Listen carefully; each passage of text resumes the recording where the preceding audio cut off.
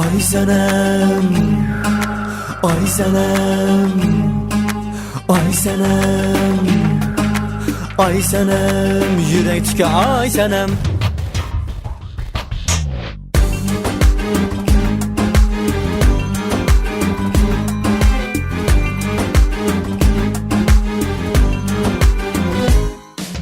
Taşlama yaşlama yüreklerimni, derdini salmagan ağularımni, otunda küydürme ateş bu kalbimni. Ay senem yar, ay senem yar, ay senem yar, ay senem.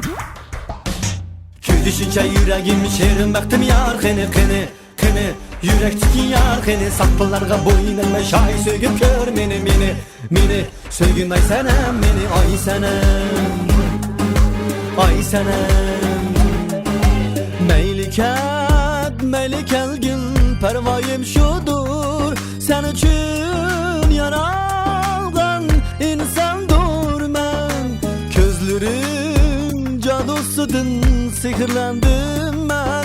Belki bu ömür sana muhtaçdır ben. Küydüşünce yüreğim şirin baktım yar, kını kını kını, yürekteki yar kını. Sapılarga boyun eğme şay sögün kör meni meni meni, sögün ay senem meni. Ay senem, ay senem, ay senem, ay senem, yürekteki ay senem.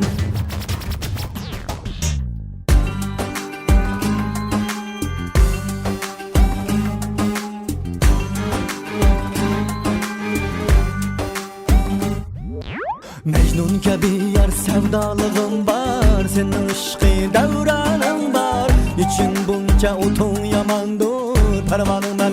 Ay senem yar, ay senem yar, ay senem. Küydüşünce yüreğim şirin baktım yar, kını kını kını, yürekteki yar kını. Saklılarga boyun eğme şay sögüp kör meni meni meni, sögün ay senem meni. Ay senem,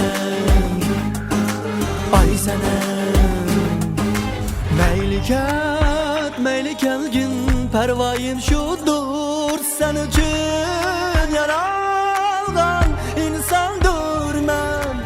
Közlerin cadosudun sihirlendim ben. Belki bu ömür sana muhtaçdır ben. Ahlarımda ateşledi yüreğim ay senem, halımga bırayım eylep bana bakın ay senem. Biz sanınla bağlına yüreğini taşlanay, başkalarını yar kılıp tanımıgın ay senem. Küydüşünce yüreğim şirin baktım yar, kını kını kını, yürekteki yar kını. Saklılarga boyun eğme şay sögün kör meni meni meni, sögün ay senem meni meni.